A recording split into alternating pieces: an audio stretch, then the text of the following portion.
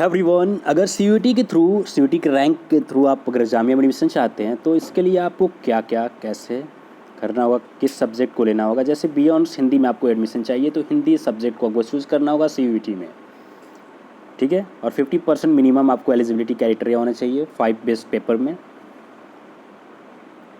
और B honours Sanskrit के लिए आपको जनरल टेस्ट दोगे तो आप एडमिशन हो जाएगा। बीए ऑनर्स फ्रेंच के लिए आपको जनरल टेस्ट की ज़रूरत पड़ेगी। बीए ऑनर्स मतलब आपको जनरल टेस्ट आपको देना होगा सीयूईटी में, दोगे तभी आप बीए ऑनर्स स्पेनिश या फ्रेंच में आप जामिया में एडमिशन ले सकते हो, क्योंकि उनके जनरल टेस्ट के रैंक के हिसाब से आपको एडमिशन मिलेगा।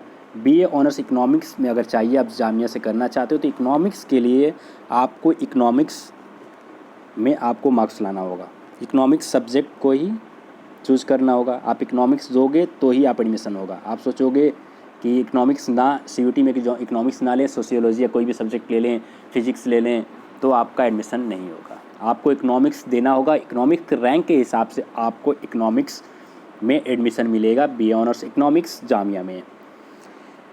बी ऑनर्स हिस्ट्री के लिए आपको हिस्ट्री देना होगा जामिया के लिए। हिस्ट्री मतलब आपको सेलेक्ट करना होगा सीयूईटी में आपको हिस्ट्री सब्जेक्ट, और उसका एंट्रेंस आपको देना होगा सीयूईटी में। देन आप बी ऑनर्स हिस्ट्री में जामिया में एडमिशन ले सकते हैं। बीएससी बायोटेक्नोलॉजी के लिए आपको बायोकेमिस्ट्री, आपको उसमें आपको एंट्रेंस देना होगा, ठीक है। बायोलॉजी मतलब बायोलॉजी चूज करना होगा या बायोकेमिस्ट्री, उसके हिसाब से उसके नंबर के हिसाब से आपका एडमिशन होगा। बी वोक सोलर एनर्जी के लिए आपको फिजिक्स चूज करना होगा सीयूईटी में, ठीक है। और बीएससी ऑनर्स फिजिक्स के लिए आपको फिजिक्स का एंट्रेंस देना होगा सीयूईटी, मतलब सीयूईटी तो आप दे दोगे तो उसमें आपको फिजिक्स को चूज करना होगा, उसके हिसाब से आपको रैंक के हिसाब से आपको बीएससी फिजिक्स मिलेगा। बीए ऑनर्स तुर्किश लैंग्वेज के लिए आपको जनरल टेस्ट देना होगा, और आपका 12th में मिनिमम 50% होना चाहिए एग्रीगेट 5 पेपर्स को मिलाकर, तब आपका बी ऑनर्स तुर्किश लैंग्वेज में एडमिशन होगा जनरल टेस्ट के नंबर के हिसाब से, ठीक है। जामिया लास्ट ईयर भी इतने ही कोर्स सीयूईटी के थ्रू लेने का फैसला किया था, और इस बार तो इस कोर्स को भी लेने का फैसला नहीं किया था, बट यूजीसी के ज़्यादा दबाव के कारण ऐसा हुआ है कि इन्होंने रैंक एक्सेप्ट करने के लिए माने हैं कुछ कोर्सेज के लिए, कुछ कोर्सेज यही 6-7 कोर्सेज इनके लिए, नहीं तो लास्ट ईयर तो ये था, बट इसमें भी देख लो अब ज़्यादा कोर्सेज नहीं है, 6-7 यही सब हैं कोर्स, इसमें ही आपको होगा। उसके अलावा आप कोई भी लॉ करना चाहते हो, BCom, BBA, sociology, political science, diploma, कोई भी आपको कोर्स, इसके अलावा कोई भी कोर्स है वो सारा जामिया अपना पर्सनल एडमिशन टेस्ट लेगा, उसके हिसाब से करना होगा, ठीक है।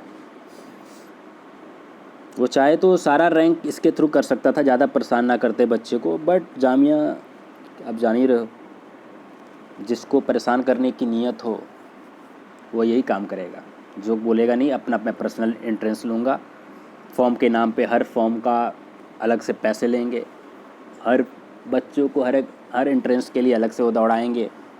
चाहते तो इसी रैंक के हिसाब से, इसी सब्जेक्ट से सीयूईटी के रैंक को अप्लाई करके वो एडमिशन ले सकते थे, बट उन्हें है कि बच्चे परेशान हो के एडमिशन ले, ठीक है। मेन मकसद इनका यही होता है, नहीं तो ये ऑलरेडी ये करते, जामिया इनको ये करता। बट ये यूजीसी चेयरमैन हमेशा बोलते हैं कि नहीं, सेंट्रल यूनिवर्सिटी को एक्सेप्ट करना ही होगा, मतलब उनका कोई वैल्यू नहीं है। बोले तो कोई वैल्यू नहीं है, उनका क्या वैल्यू, रियल में वैल्यू होना भी नहीं चाहिए ना। जब आप मुकम्मल कोई काम आप करोगे तब तो। आप लास्ट ईयर ऐसे किए कि आप इतना लेट से रैंक दिए, इतना लेट से एंट्रेंस लिए, इसके हिसाब से कोई भी यूनिवर्सिटी चाहेगा कि आपके पे डिपेंड रहें, सीयूईटी के रैंक पे डिपेंड रहें, तो आप तो करते रहोगे सालों तक, ठीक है। इसलिए थोड़ी सी प्रॉब्लम है। आपको तो पूरे यूनिवर्सिटी को बैठा के चांसलर को ऐसा करना चाहिए कि एक्सेप्ट करो तभी एडमिशन होगा, नहीं तो। बट ऐसा तो हुआ नहीं, ये बोलते हैं कि नहीं, ये एक बार एडमिशन का मतलब फॉर्म एक फिल करोगे आप, इसके थ्रू सारे एडमिशन सारे यूनिवर्सिटी में ले सकते हो, बट ऐसा नहीं है। ये पहले एंट्रेंस लेंगे, उसके बाद आपको लवारिस छोड़ देंगे बिल्कुल। अब आप घूमते रहो सारे यूनिवर्सिटी में, किसके पास कैसे आप घूमते रहो, उसके बाद जामिया अलग पैसा लेगा, आपको दोबारा फॉर्म का एमयू अलग लेगा, उसका अलग फॉर्म ड्यू अलग लेगा, जेएनयू अलग लेगा, बीएचयू अलग लेगा, सब कोई उसके बाद से अलग अलग, इलाहाबाद यूनिवर्सिटी अलग लेगा, उसके बाद ही जो इतनी 45 यूनिवर्सिटी है, सेंट्रल यूनिवर्सिटी, सारे अलग अलग आपसे फॉर्म का पैसे लेंगे।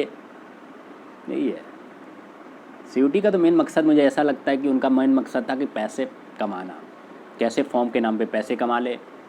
मतलब 2000 रुपीज़ आप एक बच्चों से लोगे अगर वो 10 कोर्सेज सेलेक्ट करता है, मतलब इतनी पूरी अपने इंडियन हिस्ट्री में इतने महंगे फॉर्म कोई नहीं होगा।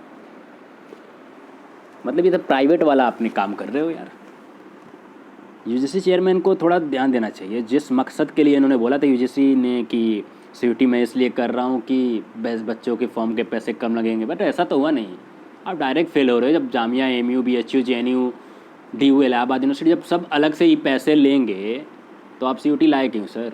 उनको करने देते, अलग से करते रहते। इसलिए आपको वैल्यू भी नहीं दिया जा रहा है सर यूजीसी सर, इसलिए आपको वैल्यू भी कोई नहीं कर रहा है। अपने बात पे रहते तो वैल्यू भी होता। आप लास्ट ईयर तो करोड़ों रुपए कमाए फॉर्म के नाम पे, क्या हुआ? बच्चों को क्या हुआ? क्या प्रॉफिट हुआ? कुछ नहीं हुआ। और अच्छा ही है, यूनिवर्सिटी अपना अपना एंट्रेंस कराए तो वही अच्छा, बेहतर है। टाइम पे करा लेंगे सब कुछ आराम से। इन लोग के ऊपर डिपेंड रहे तो काम ही बन जाएगा बच्चों का।